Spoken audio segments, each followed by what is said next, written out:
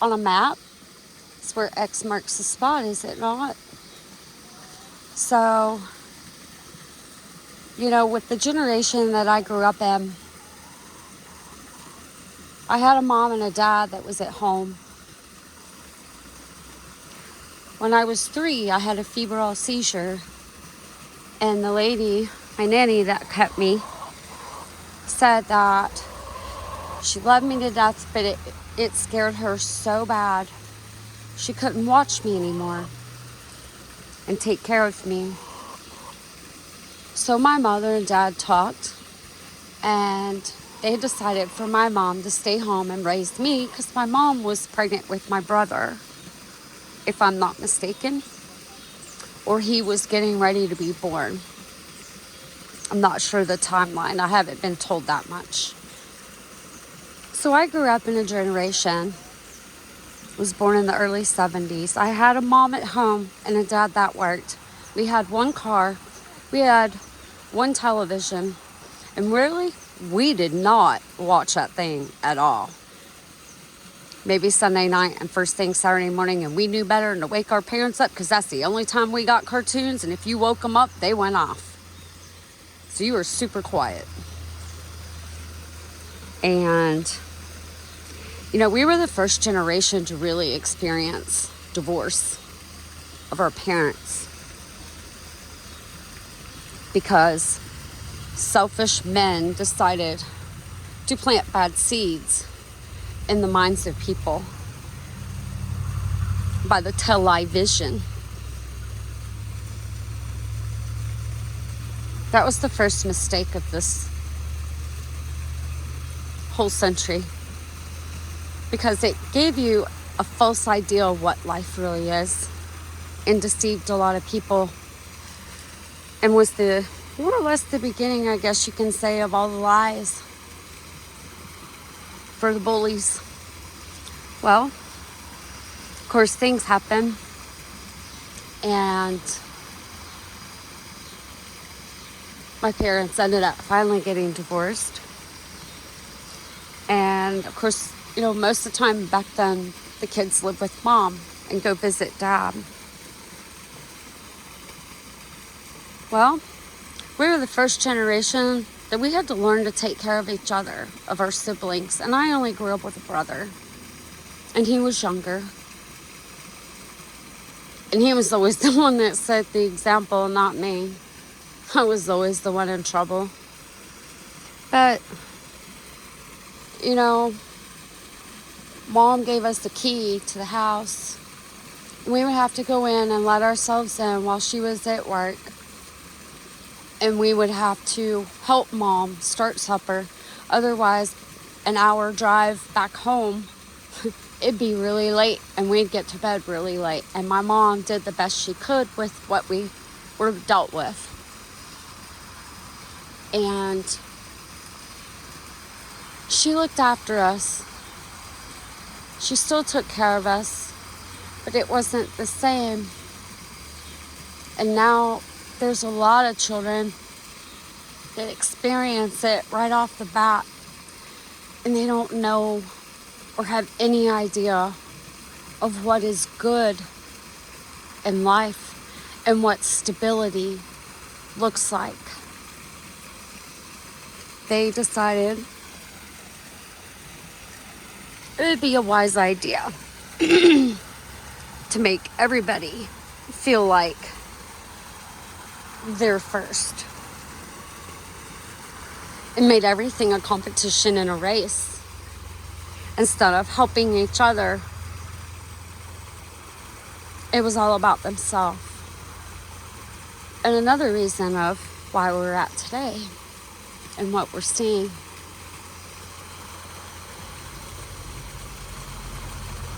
That competition, instead of,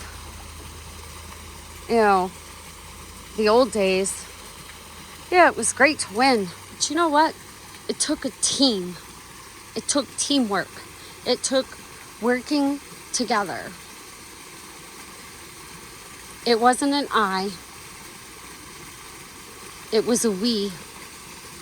Because Oh, the pollen here is horrible right now with ragweed. Because if you really think about it, you're only as strong as your weakest link. It doesn't matter what kind of strength you have. Your weakest link is your strength. That's why you help each other. So, where we're at today is because of our weakest link. Our weakest link is the selfish, prideful, boastful, have none of the fruits of the Spirit, 6, yea, 7 deadly sins. Those are sins that lead to death, not to life. I think I got a sticker in my foot. There we go. So, if you really think about it, we never really progressed, even though they tell you we have. We've regressed. You know, a long time ago, I saw my grandmothers as the matriarchs of the family. And with the way these generations are now, boy, let me tell you, I really ain't seeing no matriarchs stepping up. But, you know, I always thought the other generations, like my grandparents and great-grandparents, and those were early 1900s, like 1920s, 30s. But what I realize is Generation X of the treasure that marks the spot is going to be the true treasure that makes a place in history. It's going to bring on the new 8th kingdom. You see, we never had our feelings hurt when we were younger. Maybe initially. But some of the stuff we endured hardened us. Some people are still hardened by it. But some people used it as a tool to learn, to be able to endure, persevere, not be stubborn. What we're seeing today, that's stubbornness and defiance. That's not perseverance and enduring. There's a big difference between the two. I see a lot of Generation X stepping up, speaking. I've had a channel for a long time, and I just recently started speaking because the Father led me. I always like to speak people face to face. Never really did too well with like videos and stuff. I was always, like a blabbering idiot when I would try to do stuff. But when you're called to do something, the Father will give you the words. You don't have to have a script. You don't have to have a forethought. When He lays something on your heart and you start speaking, He will give you everything you need. That used to be way up there. It's down here on the ground. But it's interesting watching the land change and seeing what the Father's doing in the land. And you see, if you've noticed, the weather has changed. The temperatures have changed. Because I can tell you here, it's like twice as worse as what it used to be. I've been here for quite a while, since 85. And I have even been here every summer since the day I was born. And from what I'm getting out of all of this,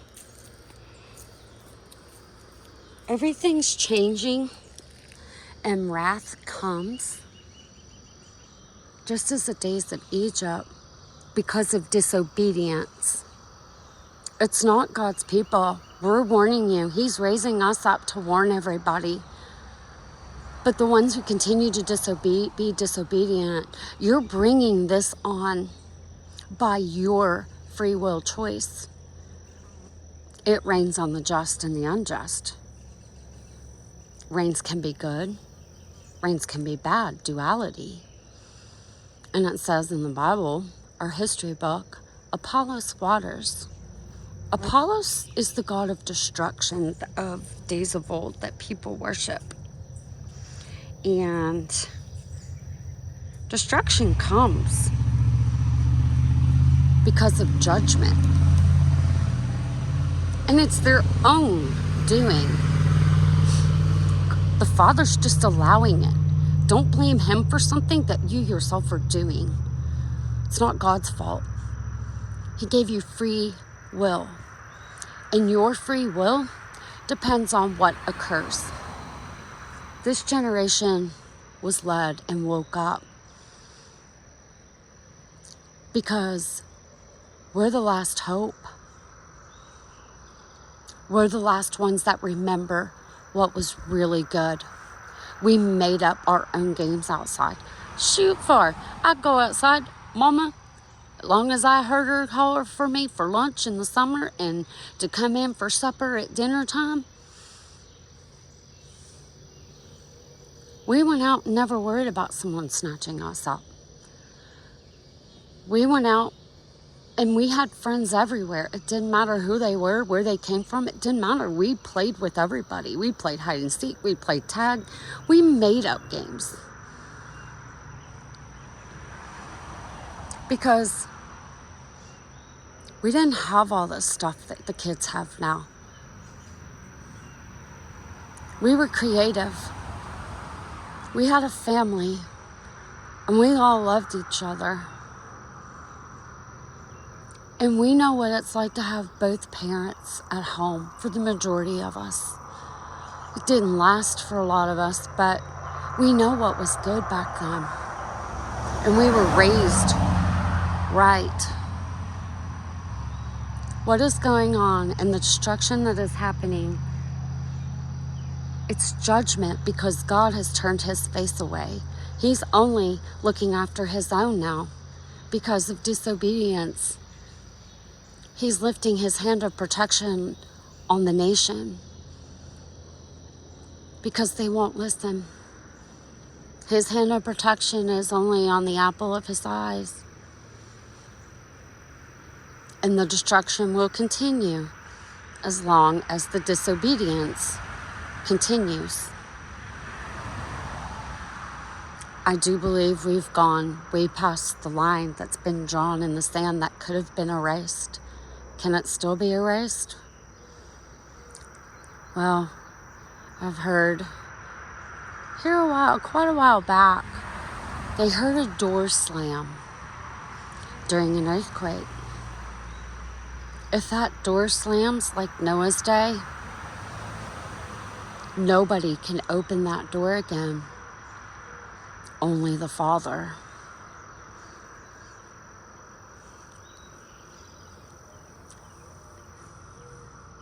If we are really past that point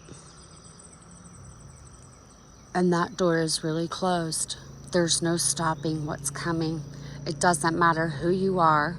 It doesn't matter what you have on this earth. The Father already knew before you even knew to do it. Why do you think he destroyed everything before? Because the same thing was happening. They want to live here on the earth that was created for the Father's creation without him. And it can't happen. You see, he already knows what everything is happening and what's going on right now because he lives within every one of us. He's silent to those who are disobedient. So he sees what you see. He knows what you think. And he knows when it's time for the vengeance.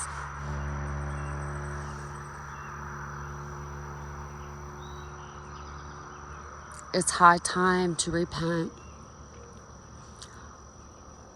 Those that have done wrong, to make things right and turn from it. Confess it to whom you have done wrong. And there's quite a few that have done wrong, thinking that their false gods need a sacrifice that wasn't required at the hand of the Father of his children.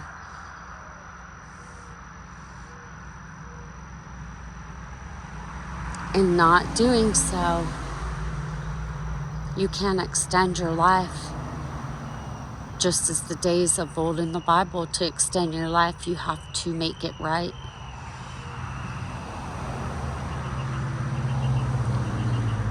Everything's laid into place. There's no turning back. They must do the high road.